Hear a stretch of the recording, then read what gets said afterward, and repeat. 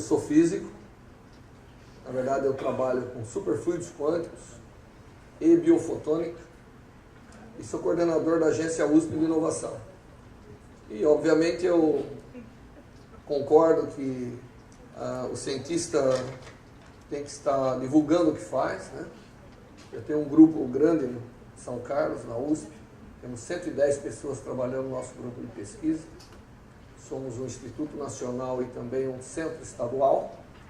E eu exijo dos meus estudantes de pós-graduação atividade de difusão, todos. Todo ano nós vamos para o shopping da cidade, todo ano nós estamos em várias escolas.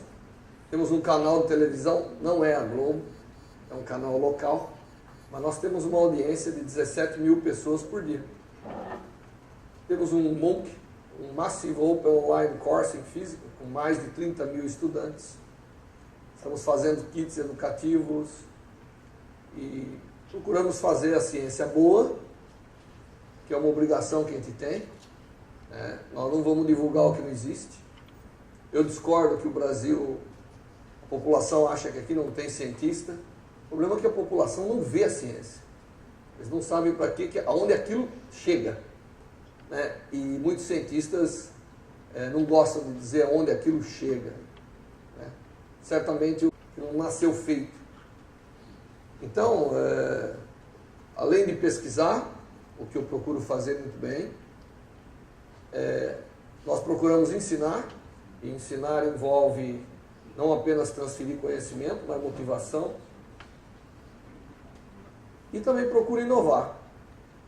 E é por isso que eu sou coordenador da Agência USP de Inovação, e eu tento fazer uma inovação com responsabilidade social. Ele mencionou lá a garrafa, eu tenho que te confessar que eu vi tudo ali, menos os golfinhos, acho que a minha mente anda meio perturbada. Aliás, talvez eu tenha visto mais do que os outros.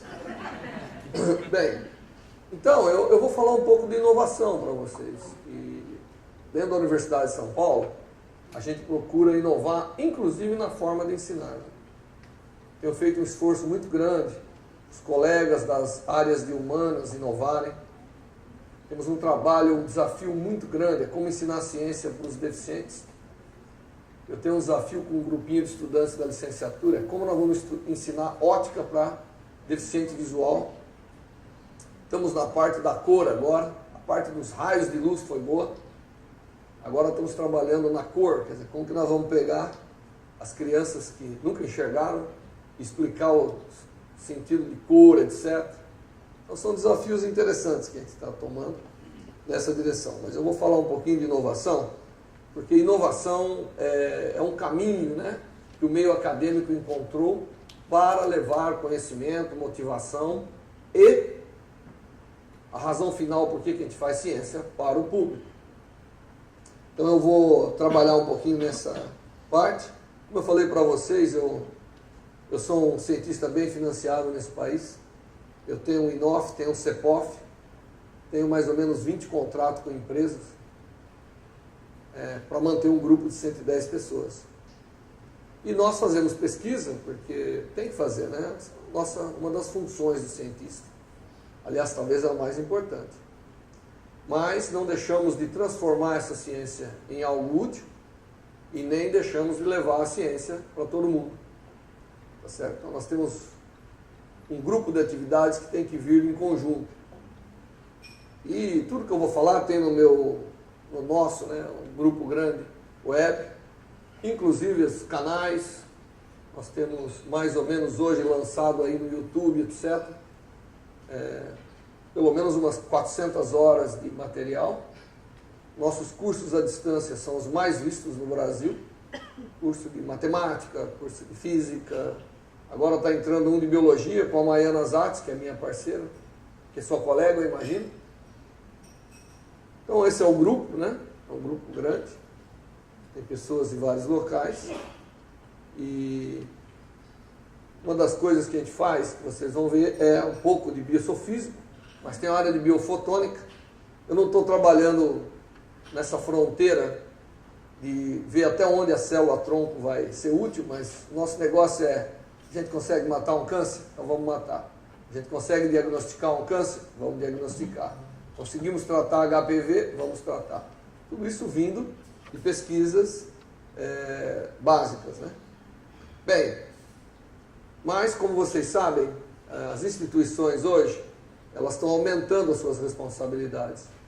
E a gente tem que ensinar, como eu disse, pesquisar e inovar.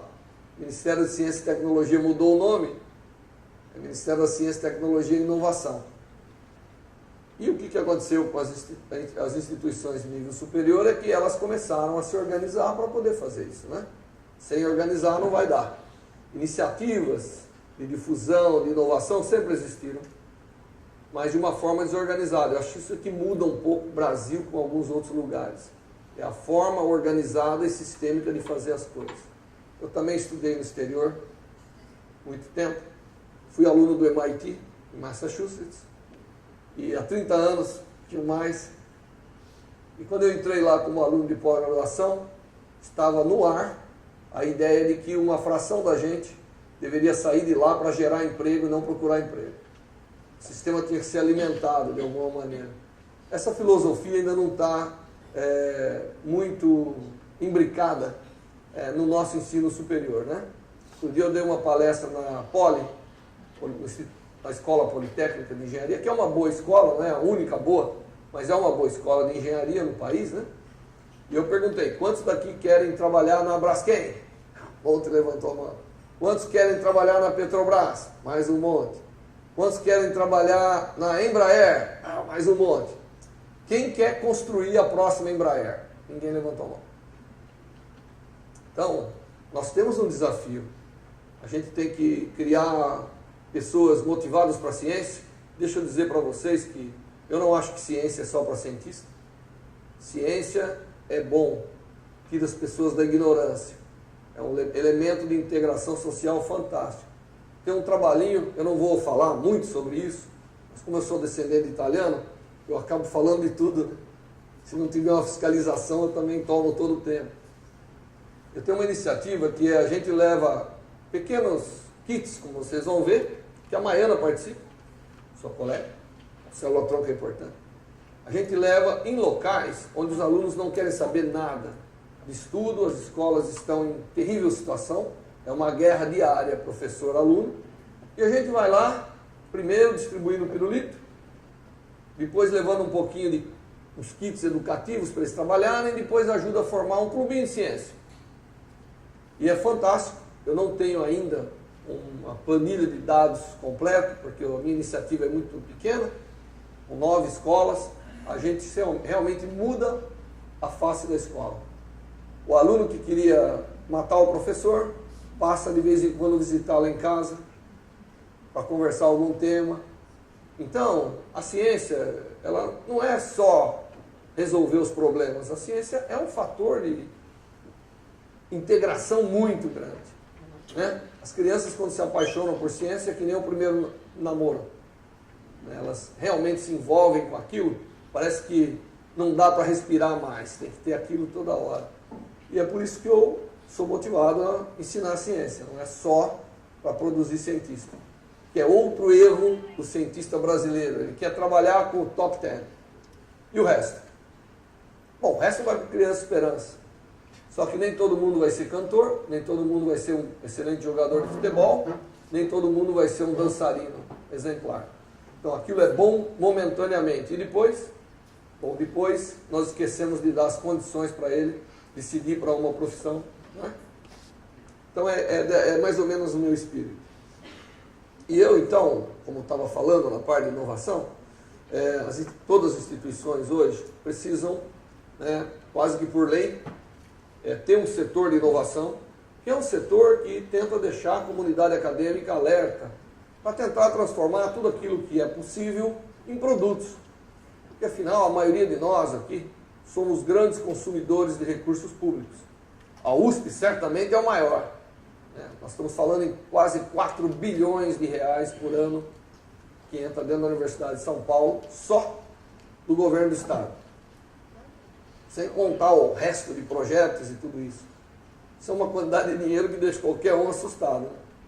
Muitas capitais do Brasil não têm 4 bilhões de reais por ano para rodar toda a cidade, infraestrutura e tudo isso.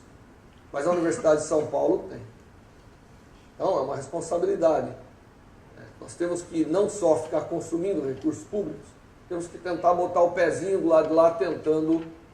Eu pulei um gráfico e quando o ministro assumiu, ele chamou 40 cientistas, eu fui um dos premiados, não sei se vocês foram também, e foi feito em grupos, e a gente identificou claramente um problema sério, né?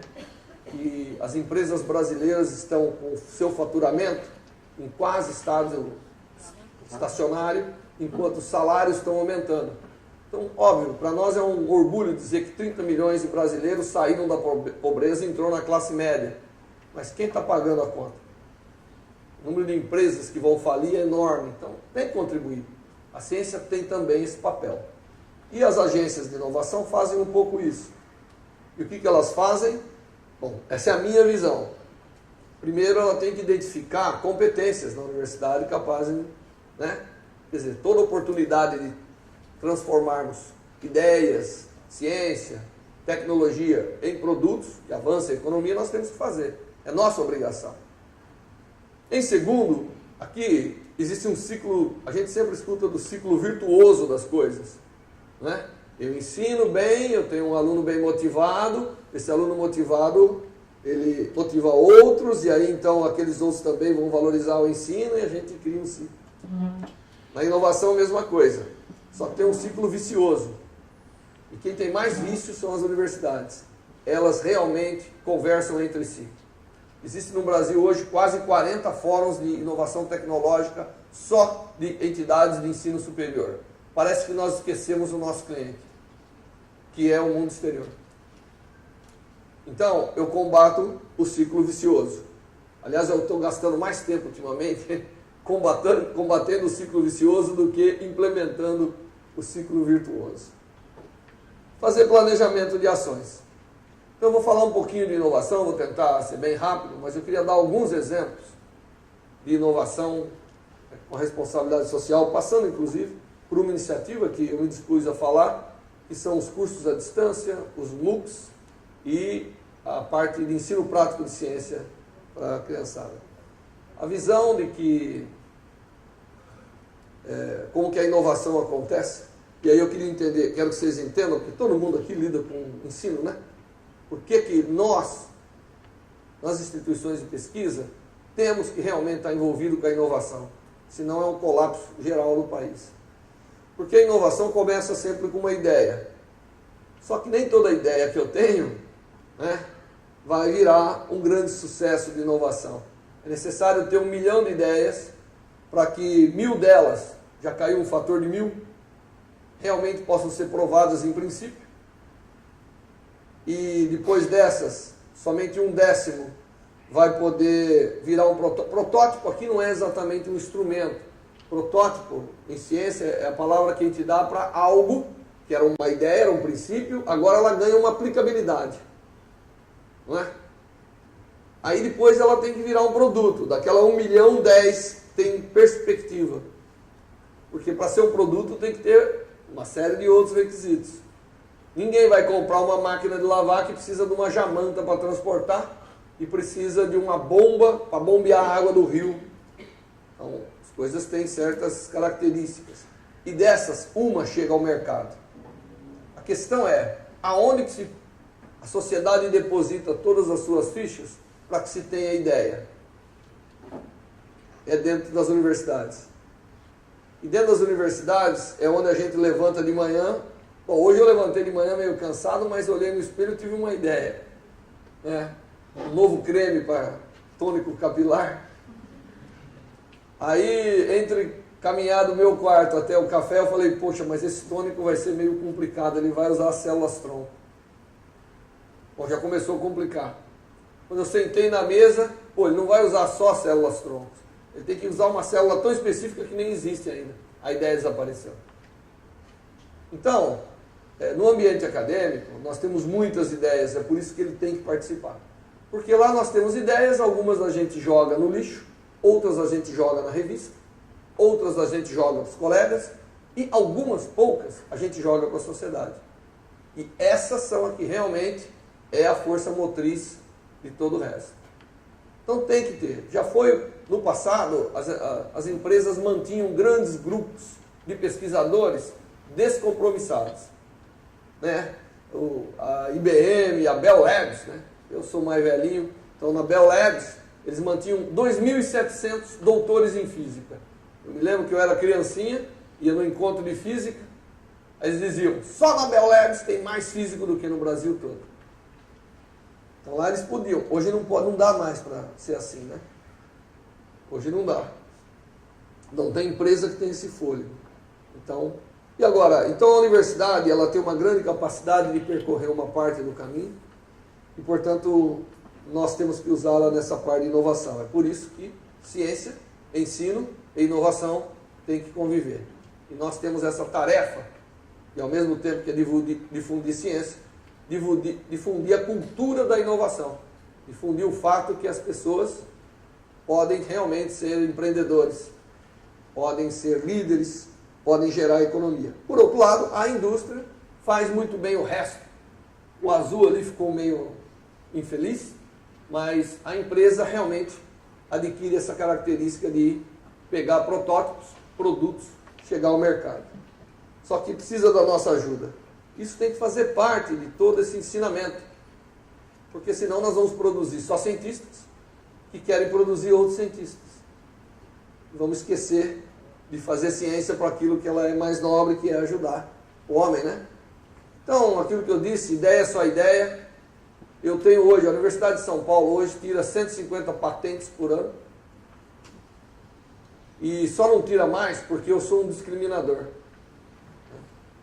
Eu tenho que dizer o que serve e o que não serve, porque todo mundo vem com uma ideia querendo patentear. Hoje o sistema público gasta mais dinheiro patenteando do que usufruindo das patentes, que é um outro problema que nós temos. Como que uma agência de inovação atua? Bom, primeiro, ela, no meu caso, ela está sob os cuidados da Pró-Reitoria de Pesquisa, ligado diretamente à reitoria. E nós temos um elenco de ações com a comunidade, com empresas, com o Estado, com a sociedade. Você fala assim, bom, com o Estado, é incrível as coisas que a gente tem presenciado. Grupos estrangeiros que vêm para cá, a L'Oréal, todo mundo conhece a L'Oréal, né? As mulheres principalmente. Não sei se vocês sabem, a L'Oréal veio para o Brasil para montar o que eles consideram um dos maiores centros de inovação do mundo, na área da beleza. Na verdade, eles vão entrar muito na medicina. E aí eles foram conversar com o governo dos estados. Até onde eu sei, eles foram para o Rio de Janeiro, para São Paulo e para Minas Gerais.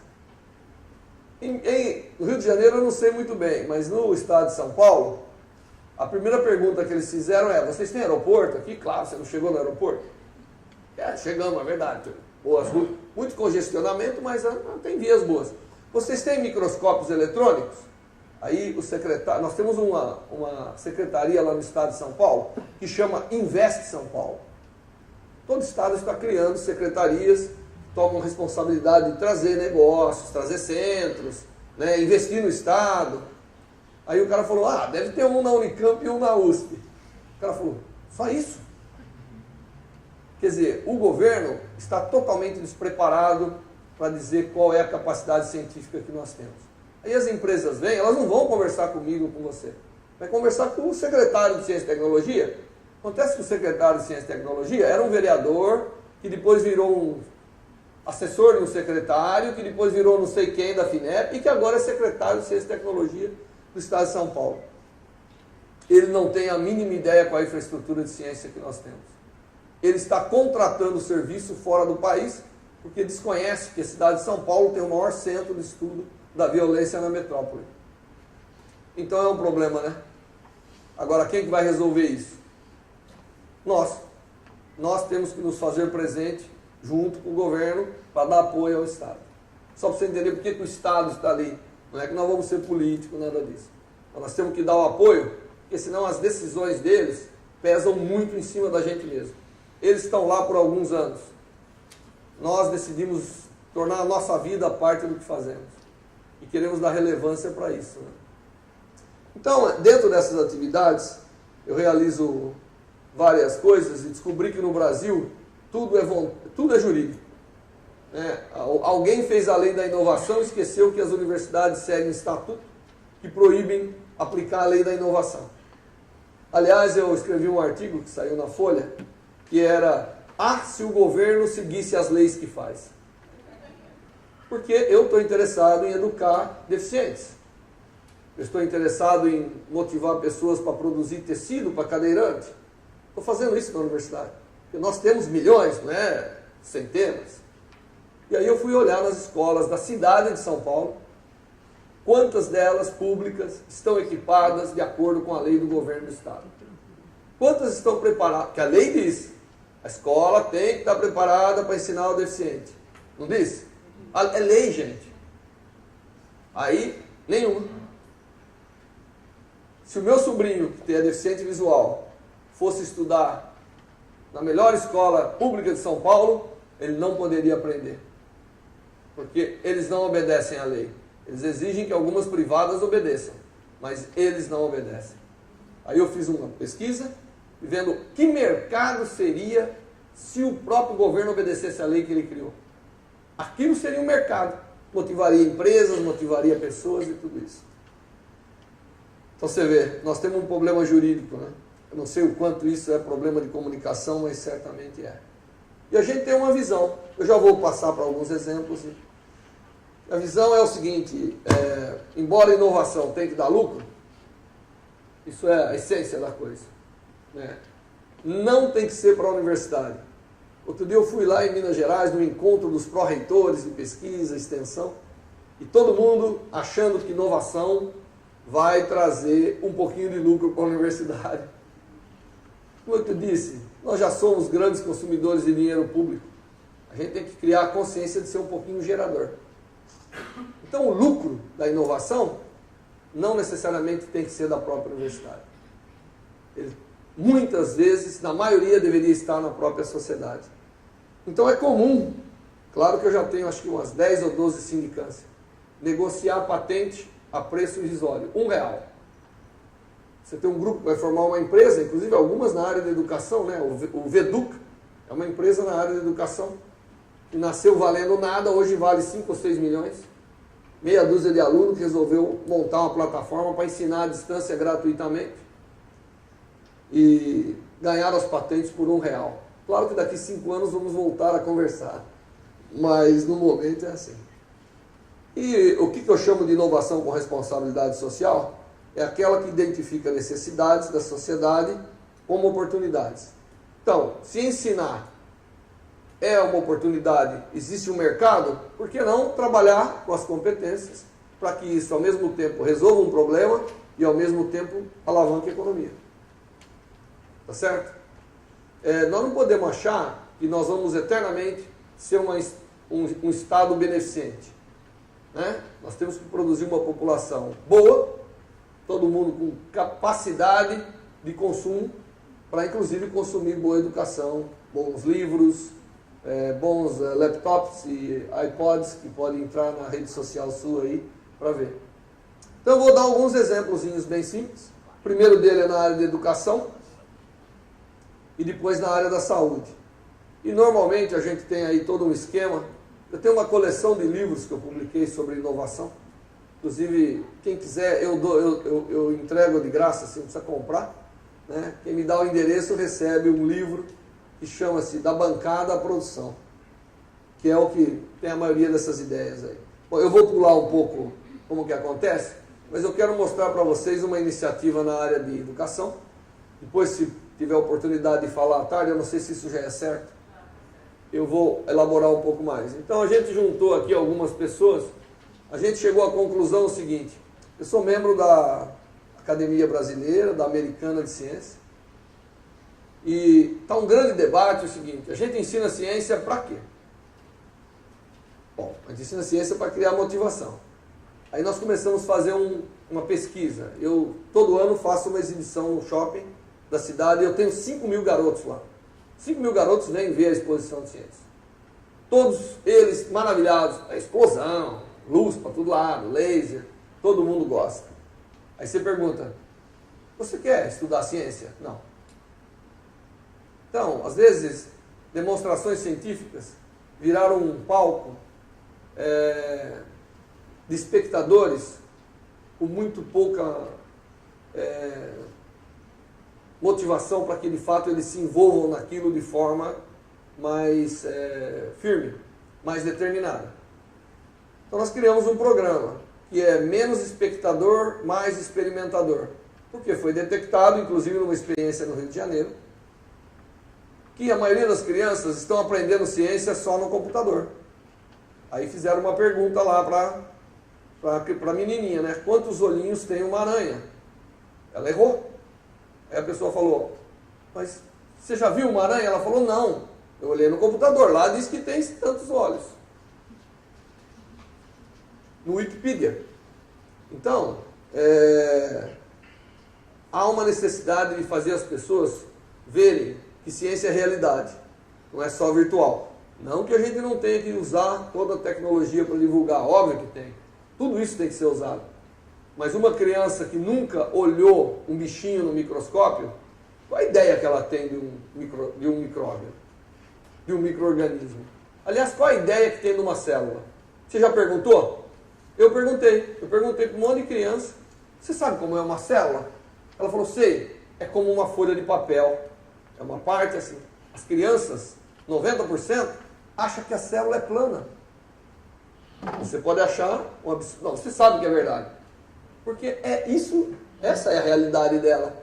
Tanto é que lá em São Paulo criaram uma célula gigante, que a gente leva para o shopping, que a criança entra dentro. E vê que aquilo é tudo tridimensional. Por isso que ela é tridimensional, né? Senão a gente viveria num mundo bidimensional. Então a gente resolveu, aqui eu queria só falar existe aqui o professor Moisés Nussenswag, que é uma grande personalidade em física, a Mariana Zatz, o Henrique Thoma, a Beatriz Barbui, a Eliana e o Cole. São todas pessoas premiadas na sua ciência, que agora estão dispostas a ajudar, né, na parte de divulgação. Criamos uma coleção de kits, colocamos em 6.000 escolas. Fizemos todo um survey para tentar entender como que é ensinar a ciência na prática. E aí, talvez, se tiver a chance, eu vou mostrar qual foi o resultado. Bem, esses MOOCs, Massive Open Online Courses, é outra iniciativa, eu vou pular. E a gente tem tido muita iniciativa na área da saúde. E eu vou mostrar alguns exemplos. Bisturi ultrassônico. Aqui, se a gente precisar de uma laparoscopia, todo mundo vai ter, porque tem um salário que pode pagar. Se a gente for pedir para o governo pagar uma laparoscopia, ele não vai conseguir. E a razão que ele não consegue, que é muito difícil, você tem que esperar uma fila imensa, é porque o instrumento é caro. Essa pinça que faz laparoscopia, ela tem que ser, em muitas das aplicações importantes, ultrassônica. O corte não é feito fazendo uma dilaceração do tecido. É feito depositando muita energia num ponto, a proteína se desfaz. E o Brasil não tem esses instrumentos. E aí nós identificamos que essa é uma necessidade, porque custa R$3.000 a pinça. Colocamos vários cientistas juntos, fizeram um programa, está sendo lançado agora, as pinças laparoscópicas. A empresa que ia fazer chama-se Wen, de Ribeirão Preto. E existe uma grande multinacional chamada Cofidiene. Ela veio e comprou a Wen há 3 semanas atrás. Porque o mercado de laparoscopia é muito grande. E eles não vendem o instrumento, eles vendem o serviço. Eles pagam, você paga a pinça, ele vai lá, entra no centro cirúrgico, assim mesmo, braço cruzado, esperando o médico usar. O médico acaba, ele pega da mão do médico, quebra na frente do médico, põe no saquinho e vai embora. R$3.500. Nós fizemos um programa que é refabricação. Esse tipo de instrumento não pode ser esterilizado, porque é muito complexo, tem muita chance de contaminação. Então ele tem que ser refeito. Isso traria o preço a R$500. Obviamente, Johnson & Johnson, Confidien, tudo isso, vão comprar todas as empresas que a gente fizer. Bom, como que a gente vai mudar isso? Criando pessoas fortes, criando empresários que enxerguem além do lucro, né? Tem que enxergar um pouquinho a função social. Aonde que a gente faz isso? Ensinando. A gente não tem só que ensinar em ciência. A gente tem que ensinar ciência e consciência, não é isso? Muito bem. Outro exemplo, raio-x digital. Não sei se vocês sabem, radiologia com revelação de placa está com seus dias contados. Aquilo foi... esses metais que estão aí são causas de muito problema, inclusive depressão. Vai sair e entra a tecnologia digital. A tecnologia digital não é digitalização de raio-x, ela é um material que o raio-x incide, cria o que nós chamamos na física de estado metastável. Aí vem um laser, incide naquele local e lê quanto de raio-x incidiu naquele local. A precisão disso é a precisão de se focar um laser. Então daqui a pouco nós vamos estar vendo célula óssea. Nós vamos ser capazes de, com raio-x, determinar qual é a malignidade de um tumor em termos de metástase e tudo isso. Bem, essa tecnologia está aparecendo no mundo.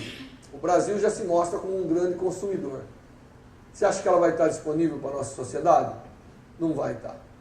Porque nenhuma clínica vai comprar uma máquina que custa $100 mil e cobrar $1 a sua aplicação.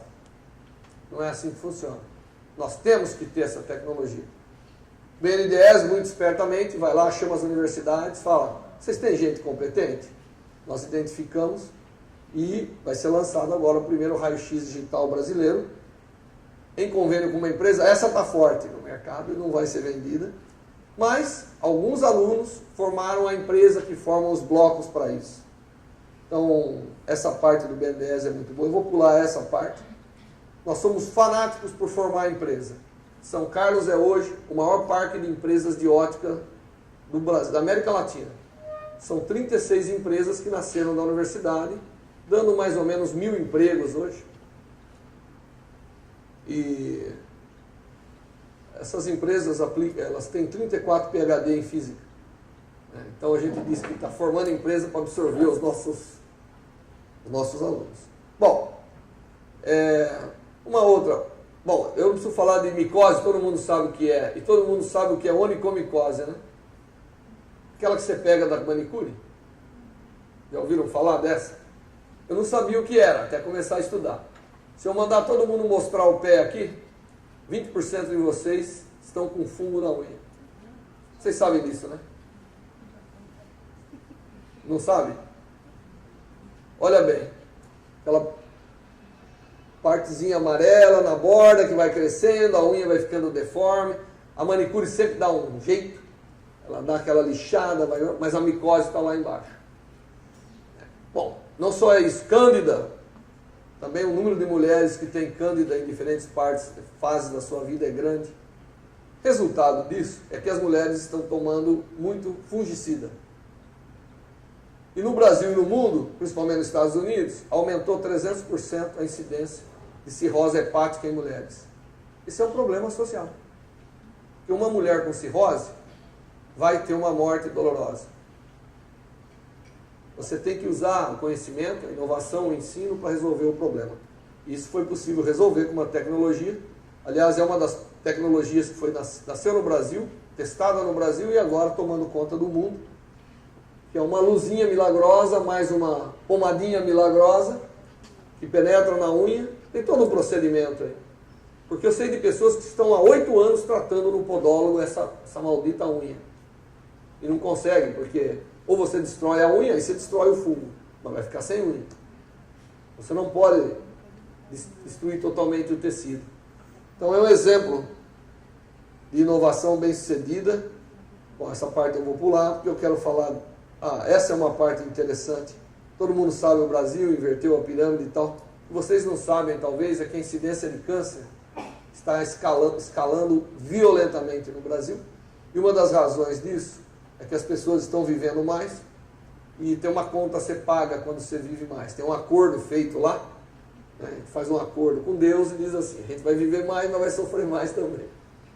Então a incidência de câncer aumenta, né? A gente consegue controlar, isso aqui é a causa-morte do brasileiro, e o grande problema é que o câncer, que é essa segunda aqui, ela vem aumentando de forma não linear. Claro que isso aí é normalizado pela população. Então nós temos hoje só câncer de pele no Brasil. Vocês sabem quantos casos nós temos? Não?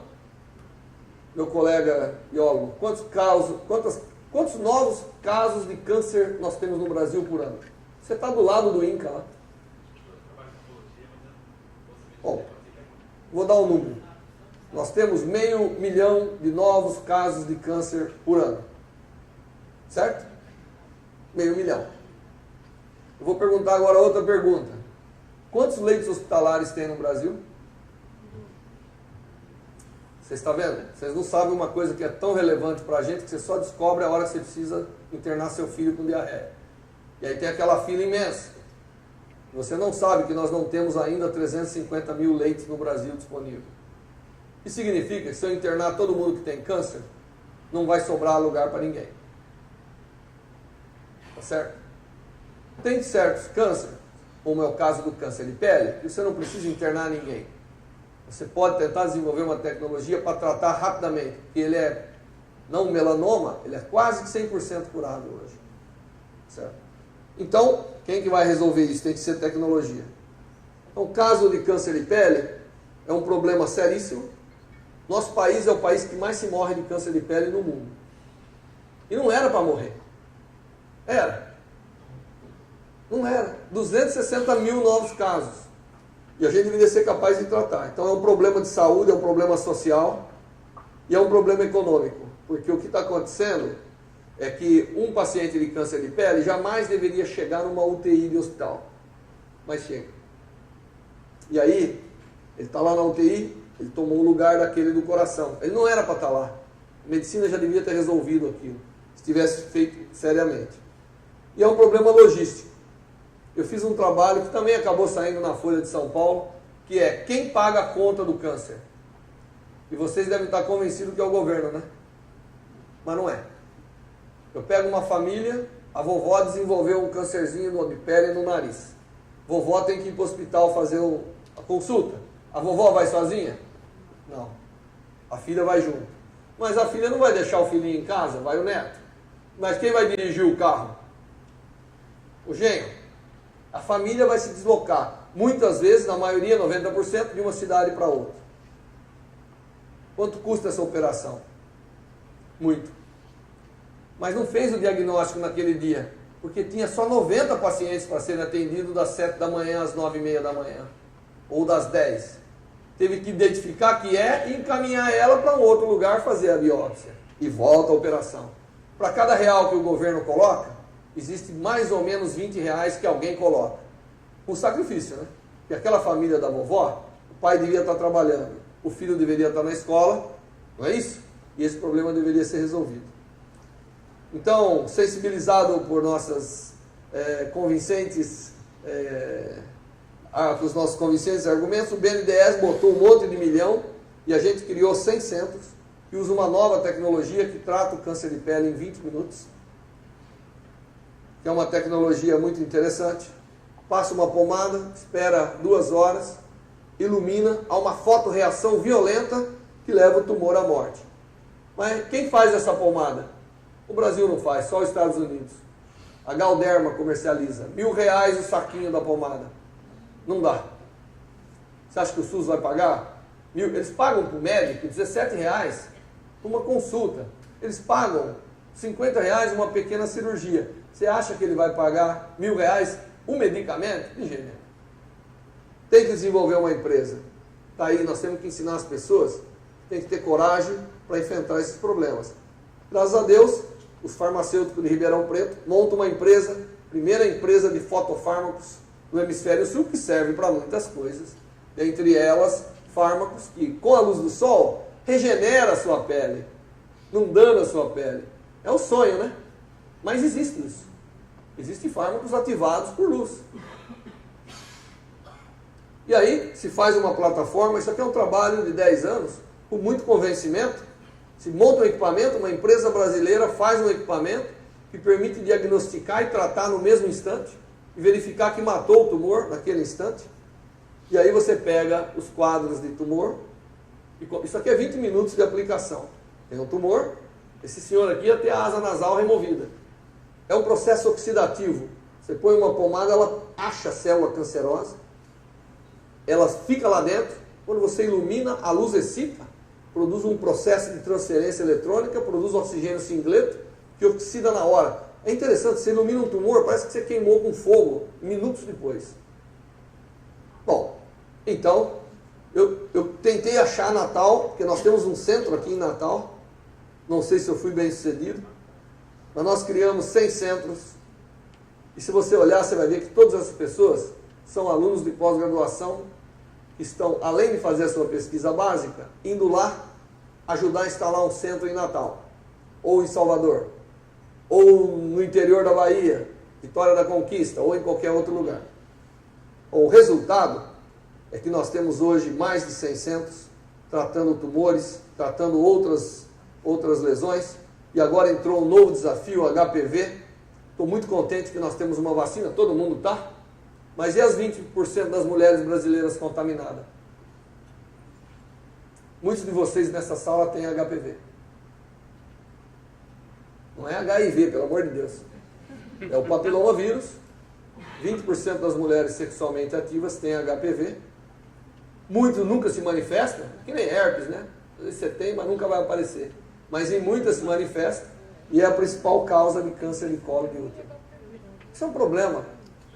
Nós temos que educar as pessoas a olhar esses problemas como oportunidades, que é o que os países que conseguiram sucesso fizeram. Olharam os problemas como oportunidade, não como motivo de arruaça e revolta. Revolta para o bem, né? Vamos resolvê-lo. Então foi feito equipamento, tratamento. O HPV nosso foi tão bem sucedido que num procedimento ginecológico, aliás, o HPV é motivo de constrangimento da mulher, né? Eu, como sou cientista, trabalho muito com os médicos.